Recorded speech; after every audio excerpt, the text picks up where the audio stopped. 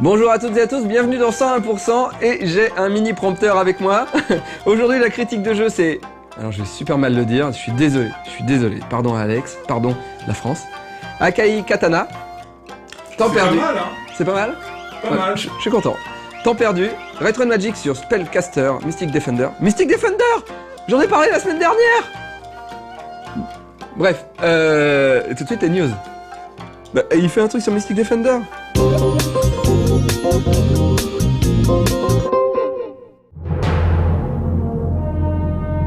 On en parlait dans le Extra Live consacré au phénomène Kickstarter.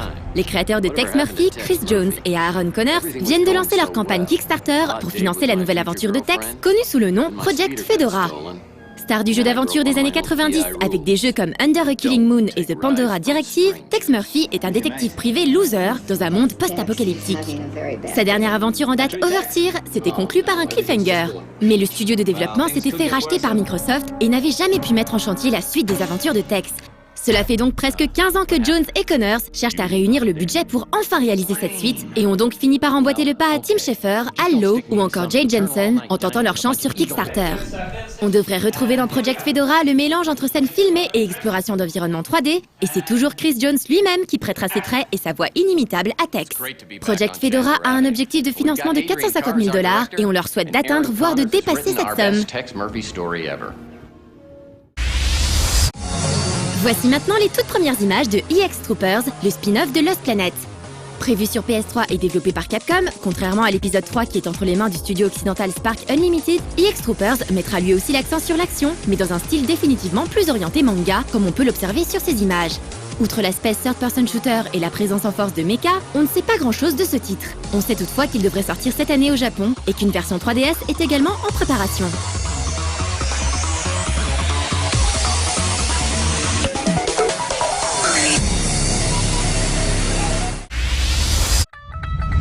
Et parce qu'il en faut pour tous les goûts, on termine ces news avec Zumba Fitness Rush et son pack baptisé Bollywood Style, bientôt disponible pour les possesseurs de la version 360. Ce pack contient 3 nouvelles chansons sur lesquelles se dépenser, dont la célèbre Beware of the Boys de DJ Punjabi. On rappelle enfin que Zumba Fitness Rush, sorti en début d'année, est exclusif à la 360.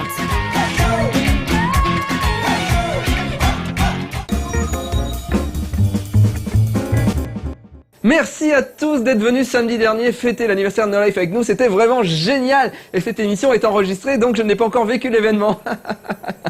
Je voulais vous parler par contre d'un événement que j'avais vécu, c'est que je suis allé en dédicace à Toulouse avec une compagnie aérienne qui s'appelle... Je dis le nom, hein, voilà, parce que je peux dire à côté et puis par exemple, mais je dis parce que c'était vraiment des bâtards. Voilà, c'était vraiment des bâtards. Je me suis levé à 5h40 du matin. J'ai pris un taxi pour arriver à l'heure, parce que la dernière minute d'embarquement, c'était 6h40. Je suis arrivé à 6h30 devant l'aéroport, Orly.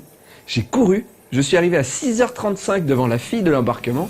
J'ai sorti mon billet, je lui ai donné, et là, elle me regarde, elle regarde le billet, elle me dit « Il n'y a plus de place, monsieur. » Et je la regarde, je regarde mon billet, je regarde l'heure d'embarquement, je la regarde, je regarde mon billet, je lui dis « Bah non, bah, j'ai un billet. » Elle me dit bah, « C'est fini, monsieur. » Alors je regarde l'heure, et je lui dis « Mais... il est 6h38 du matin, c'est à 6h40 la fin de l'embarquement, laissez-moi rentrer, c'est pas gentil ce que vous faites. » Elle me fait « Non mais monsieur, il n'y a plus de place, à moins que vous voyagez debout, et on n'a pas le droit de voyager debout dans l'avion. » Alors j'ai eu envie de la taper, déjà, mais bon, on tape pas une femme, hein. Puis je tape pas les gens, parce que de toute façon, je perds. Et là, je me suis dit, ok, mais je me suis dit, c'est que c'est un peu une pute, là. Et je lui dis, mais comment ça se fait? J'ai un billet, je peux prendre l'avion. Elle me dit, non monsieur. Il n'y a plus de place. Vous êtes arrivé en dernier. Vous partez à 14h et vous me devez 60 €. On va regarder une critique de jeu.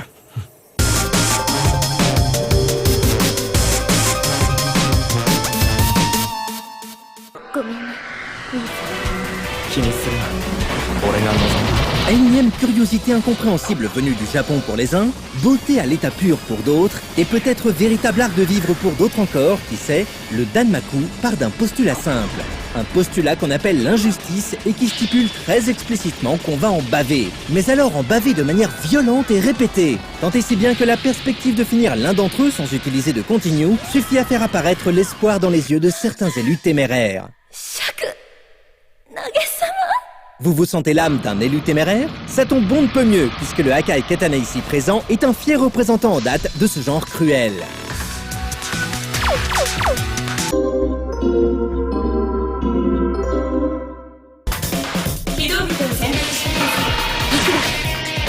Le Danmaku est au shoot'em up, ce que le roller agressif en ligne est au patin à roulettes, une version plus extrême d'un concept de base sur le déclin. Partant du principe qu'un écran de shoot n'est pas un écran de shoot si l'on distingue plus de zones libres que de boulettes, ce courant a fait le bonheur des joueurs de l'extrême à partir du milieu des années 90. Principalement porté par le développeur Cave, il connut alors un certain succès dans les salles d'arcade nippones, attirant même des joueurs occidentaux qui devaient au moins vendre une partie de leur âme pour importer une PCB ou l'un des rares portages consoles disponibles. Cependant, toutes les bonnes choses ont une fin, et pendant que Tyke Chris se voyait réduit à enchaîner les tricks pour faire la promotion de marques de soda, le Danmaku semblait devoir s'éteindre à son tour. C'était sans compter sur un phénomène totalement inattendu, que les experts encore ont du mal à expliquer aujourd'hui. La capacité de la Xbox 360 à s'attirer les faveurs de très nombreux portages Cave, que ce soit en boîte ou sur le XBLA. Si les joueurs occidentaux ont dû se contenter dans un premier temps de versions dézonées, pour Mushihime-sama Futari 1.5 et ESP Galuda 2 par exemple, la situation a pris une tournure carrément paradisiaque depuis quelques mois. Depuis la sortie de Death Smiles et l'ouverture de Cave aux marchés occidentaux en 2011, on peut carrément compter sur des versions européennes de leurs titres. Ainsi avons-nous eu le plaisir de voir débarquer un Dodonpachi Resurrection quasiment à l'improviste, ainsi que de nombreux portages iOS.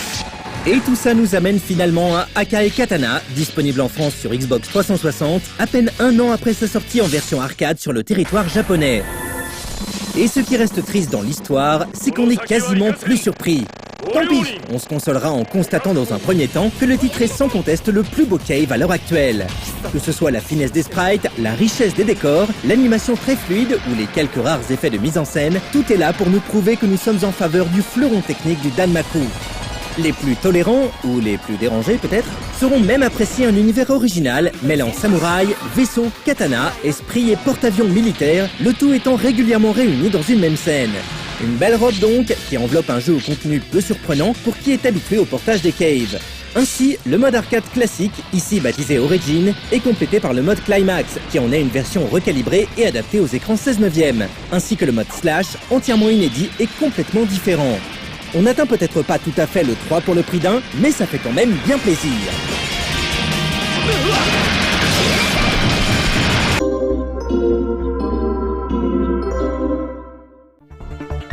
Nous sommes donc en face d'un Danmaku plutôt normal, si ce n'est que comme Pro Gear ou Death Smiles avant lui, il troque le classique scrolling vertical pour un défilement horizontal plus exotique. Au-delà de cette petite excentricité, Hakai Katana respecte bien les codes du genre, et plus particulièrement de Cave. L'écran de sélection nous présente 3 vaisseaux aux caractéristiques de tir et de vitesse variées. Le jeu fait la distinction entre le tir évasé mais peu puissant, traditionnellement appelé le shot, et le tir concentré et violent qui ralentit le vaisseau et que l'on désignera par laser. Reste la bombe qui fait entièrement le ménage sur l'écran et nous voici avec le pack Cave au grand complet. Le principe de base est évidemment de survivre, ce qui pourra vite s'avérer compliqué compte tenu du nombre sans cesse grandissant de boulettes à l'écran. Si l'esquive pourra aider par moments, les vieux briscards du Danmaku savent bien que tout est en réalité affaire de pattern et de placement.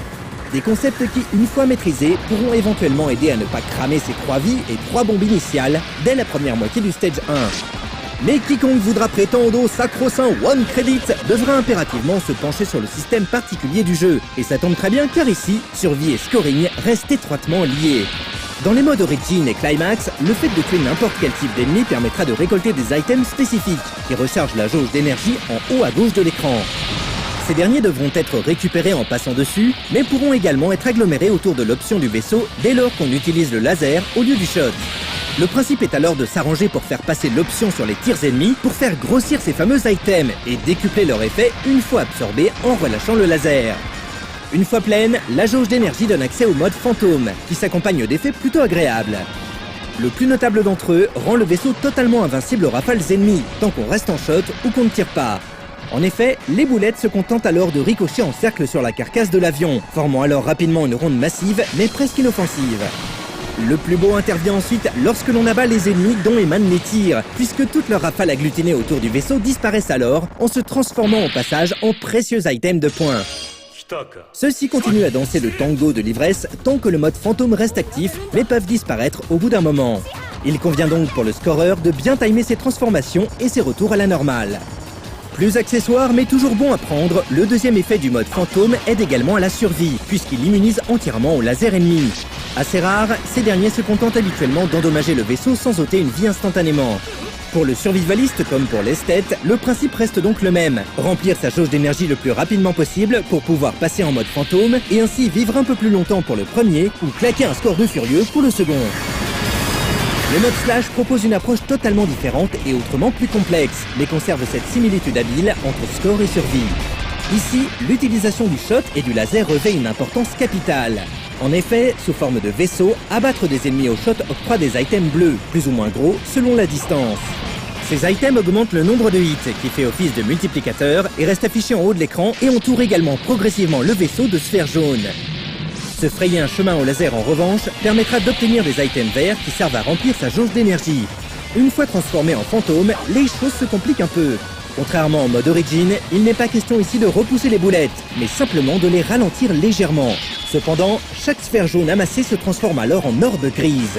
Un premier tir au laser en forme de fantôme aura pour effet de projeter ces orbes, qui cancelleront alors toutes les boulettes croisées et reviendront se coller au vaisseau sous forme de katana. Le principe est alors de quitter volontairement le mode fantôme avant que la jauge se vide pour lancer ses katanas et occasionner d'énormes dégâts aux ennemis tout en cancellant encore une fois toutes les boulettes touchées, qui se transforment en points. Si les modes exclusifs au portage Cave ne brillent pas toujours par leur intérêt, Akai Katana offre dans sa version Slash une alternative extrêmement profonde et intéressante à sa forme arcade. Elle ne révélera tout son potentiel qu'après un certain temps d'adaptation, mais offrira aux plus persévérants une expérience merveilleuse et jouissive.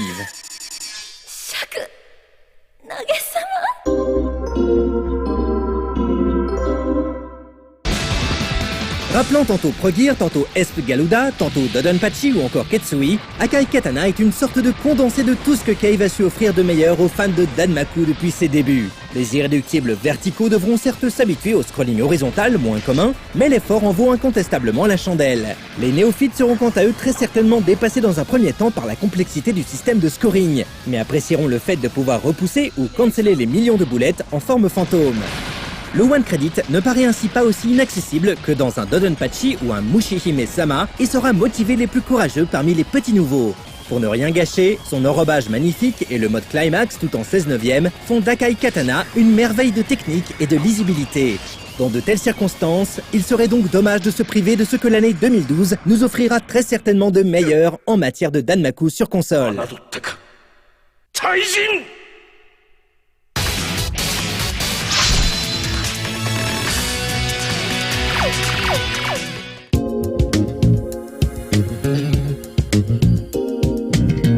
Donc, je lui dis, mais madame, là, le salon qui m'invite me paye un billet d'avion pour que je parte à 7h du matin, pour que je dédicace le matin. Si vous me dites que je dois prendre un avion à 14h, déjà, bah, ça m'intéresse pas, vu que je dédicace le matin. Et en plus, payer 60 €, alors que le billet, il est déjà payé, et que vous me dites que je peux pas rentrer dedans parce que vous avez fait du surbooking, bah, je veux pas. Elle me fait, ah bah, faites comme vous voulez, monsieur. Ah bah, ok, mais alors vous remboursez le billet? Non, monsieur. Et l'avion, il va partir. Je m'en vais, je me casse. Elle me dit, mais allez voir mon chef. Je vais voir son chef. Et son chef, il me fait, non. À la limite, je peux vous mettre sur un avion à 19h. J'étais un peu vénère. J'ai appelé Seb, le patron du TGS, vu que c'est lui qui payait l'avion, et j'ai fait, Seb, je suis désolé, je peux pas venir parce qu'ils veulent pas que je rentre dans l'avion. Alors que j'ai le billet et tout. Vénère, il me dit, bah va chez... Je fais, ok, je me barre de chez eux, je vais chez... Alors, faut savoir qu'un aller-retour chez eux, c'est 160 €. Chez... c'est 390 € un aller. Donc, j'ai avancé l'argent. Et au moment où j'allais prendre l'avion, il y a eu une alerte à la bombe. Et on regarde... je sais plus ce qu'on regarde, mais on le regarde.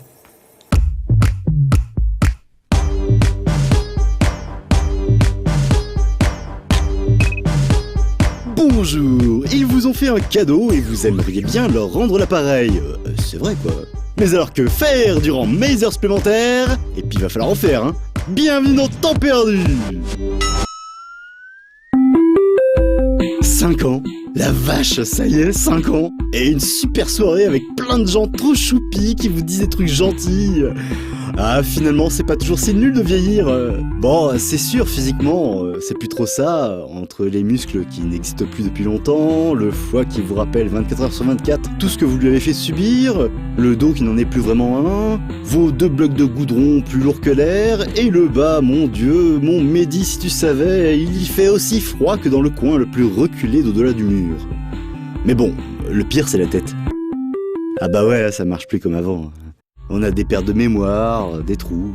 C'est un peu comme si on n'avait qu'un petit poids dans le crâne qui se baladerait au gré des deux alignements de notre caboche. D'ailleurs, vous voyez, là... Mais je sais plus ce que je voulais dire. C'est bête, hein, j'ai l'impression que c'est important. Ah oui, ça me revient. Bah oui, le mardi. Il y a quoi déjà le mardi je sais plus. Mais sinon, les 5 ans, c'était super. Il y avait tous les présentateurs du 100%, ils étaient tous là. Enfin, je crois. Non, parce que là, dans mes neurones, ça se mélange un peu. Je crois qu'au début, il y avait Dave, et il a commencé à manger des pâtes gomme, et il s'est transformé en Ken, enfin Quenois, celui qui fait des bisous tout le temps là. Et après, hop, toujours avec les pâtes gomme, il s'est métamorphosé en Pilou, l'inénarrable Pilou qui lui-même a gobé des boules pour se transmuter en Nina avec des ailes. Et le plus fou, c'est que plus il se goinfrait de pâtes gomme, plus il allait vite, ou alors ils ont fait d'autres trucs, je sais plus, enfin, c'est le trou quoi. Ah, les 5 ans. Et puis tout le monde avait fait un petit truc spécial qui déchirait trop bien sa maman. Et c'était comme un robot qui aurait atterri sur la planète No Life et qui aurait flingué tout azimut, avec des présentateurs trop ouf qui se précipitaient sur la scène les uns après les autres pour distribuer les boulettes de l'amitié. Et comme No Life c'est le futur et qu'ici on kiffe aussi le médiéval et le fantastique, c'est comme si c'était un Steam Pilgrim, un pèlerin à vapeur qui éclairerait la noirceur de la salle de toutes les bombinettes d'amour qu'il pouvait déverser. Et même qu'à chaque nouvelle entrée sur scène, c'était plus de love, plus de boulettes, plus de tout gagné grâce au XP de l'amitié. Enfin, je crois que c'était un truc comme ça. Bon après, c'est vrai, il y a eu le sale épisode, le moment que bon, on aurait pu s'en passer. 2 armées rangées qui décidaient de se mettre sur la tronche. D'un côté le bien, les héros, les jeunes princesses à sauver, et de l'autre le mal, les méchants, les pas beaux de YP, qui avaient décidé de pourrir notre belle soirée. Mais heureusement, grâce à nos super pouvoirs et notre armée de gentilles spectatrices et gentils spectateurs, les vilains ont été bravement annihilés. Quoique maintenant, je crois me souvenir qu'en fait, c'était une blague. Ou un truc pas vrai, enfin, hoax, machin... Un machin arrangé, quoi, je sais plus trop. D'ailleurs, ça me fait penser que j'étais censé vous dire un truc, mais quoi? C'est vrai, en général, quand je viens ici, c'est pour faire Ah oui, un speak. Ah bah dis donc, c'est pas bon de vieillir, je vous le dis. Mais bon, on a des souvenirs, on a passé du bon temps, tout ça... Putain... Ce qui tombe d'ailleurs plutôt bien, vu que je viens de me rappeler d'un truc vachement important qu'il ne faut surtout pas oublier, malgré nos âges avancés. Pour gagner plus, jouer plus. Et merci à tous pour le truc à bulles et les sourires. Bon, j'ai réussi à prendre l'avion, l'alerte à la bombe a été levée juste au dernier moment, j'ai réussi à partir à Toulouse, je suis arrivé un petit peu en retard et tout ça, enfin j'ai pu dédicacer pendant les 2 jours. Le lendemain, je repartais avec la même compagnie, c'est-à-dire... peut-être bipé, avec Marcus. On se retrouve tous les deux arrivés au guichet, j'arrive au guichet, et là, le gars, décontracté, me fait... Il regarde mon nom, il me fait... Monsieur Mourier, 2 heures de retard pour vous, monsieur Mourier. Et tous les autres derrière moi, ils rient parce qu'ils savaient que j'en avais un peu chié pour venir. Et même Marcus, il rit. Mais ils étaient dans mon avion. Et ils n'avaient pas compris que tout le monde avait du retard. Mais c'est vrai que le mec s'adressait directement à moi. Je sais pas, comme si le mec, il savait que j'avais la poisse. On attend pendant 2 heures, personne ne nous dit rien. Et au moment où je rentre dans l'avion, j'ai 2 sacs. J'ai un ordinateur et un sac avec un slip dedans. Et la femme me chope, elle me fait « Attendez, monsieur, vous ne rentrez pas avec 2 sacs à l'intérieur. » Et là, moi j'ai rien dit. Et là, Marcus, il a fait « C'est bon, on a attendu pendant 2 heures. » Marcus a commencé à gueuler. Alors déjà, j'ai fait « Ah, bah, c'est bien, Marcus, il me protège. » Et là, tous les gens derrière Marcus, mais je sais pas, je sais pas combien on était à prendre l'avion, mais il y avait au moins 100 personnes, ils ont commencé à faire « Vous le laissez passer avec son sac! On a attendu pendant 2 heures! Sinon, vous savez combien on est? Vous avez vu combien vous êtes? On va vous le mettre dans la gueule! » Et j'ai commencé à faire « Oh là, c'est bon, moi j'ai commencé à s'énerver partout dans le truc et tout. » Elle m'a dit oh, « Mettez votre sac dans l'autre sac. » Alors j'ai fait comme ça, mais mes sacs ils étaient pleins, alors je pouvais pas les rentrer, alors je faisais comme ça devant elle, puis je suis allé plus loin, puis je me suis caché au milieu des gens, et puis j'ai gardé mes 2 sacs à la main. Et voilà, et j'ai pu rentrer. Et on a su plus tard qu'en fait, il y avait une tornade au-dessus de Toulouse, ce qui est plutôt rare, quand même. On regarde Retro Magic.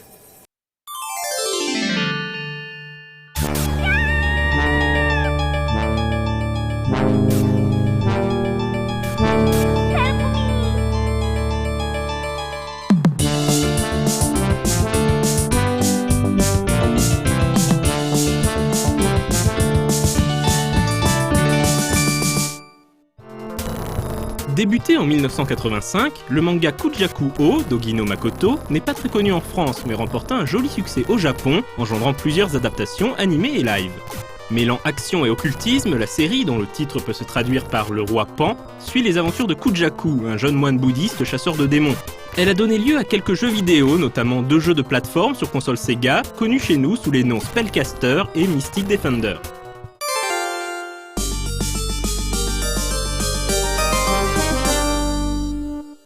Sega s'attaque à l'œuvre d'Ogino Makoto une première fois en 1988 avec un jeu simplement nommé Kujaku-Oh.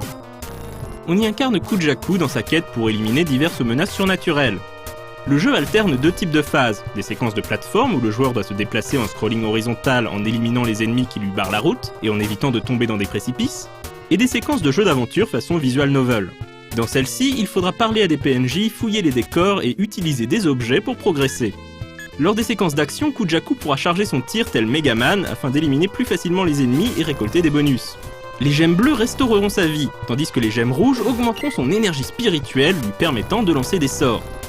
Le jeu possédait également une petite dimension RPG puisqu'au fur et à mesure de sa progression, Kujaku apprenait de nouvelles capacités et augmentait son total de points de vie. En Occident, Kujaku-Oh est devenu Spellcaster. Si le gameplay est resté le même, toutes les références au manga original ont été supprimées, l'histoire changée et le sprite du héros retravaillé. Là où dans la version japonaise Kujaku porte une robe de moine, dans la version occidentale, celle-ci a été remplacée par un pantalon.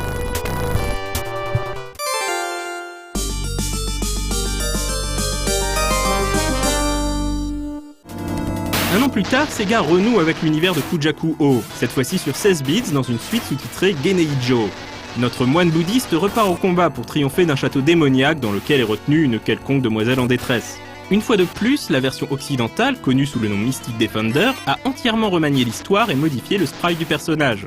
Mais étrangement, aucun lien n'est établi avec Spellcaster sur Master System. La dimension aventure et RPG de la version 8 bits a ici totalement disparu. On a donc affaire à un pur jeu de plateforme action au gameplay nerveux et à la difficulté assez élevée. Kujaku peut toujours charger son tir et obtiendra rapidement de nouveaux sorts qui peuvent eux aussi être chargés pour obtenir un meilleur effet.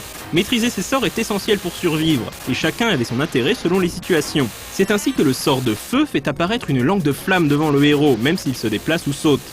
Il devient donc possible de lancer ce sort avant un saut particulièrement difficile, histoire de cramer les ennemis qui pourraient potentiellement se trouver sur la plateforme d'arrivée. L'une des principales difficultés du jeu est le fait que les ennemis respawnent à l'infini dès que le joueur a le dos tourné. Heureusement, divers bonus viennent l'aider dans sa quête, notamment des orbes bleus et rouges comme dans la version Master System. Sur Mega Drive, les orbes rouges permettent de charger ses attaques plus rapidement. Que ce soit dans sa version Kujaku-Oh 2 ou Mystic Defender, ce jeu a marqué les esprits pour son ambiance glauque et malsaine, parfois à la limite du gore.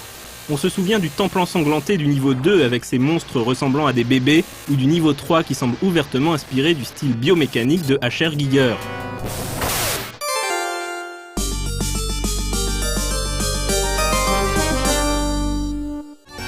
Tous les joueurs Mega Drive se souviennent de Mystic Defender, l'un des premiers jeux disponibles sur cette machine, et l'un des premiers titres à proposer une ébauche d'ambiance sombre et mature. Peut-être auront-ils envie de découvrir également le manga ayant inspiré ce classique du jeu 16 bits.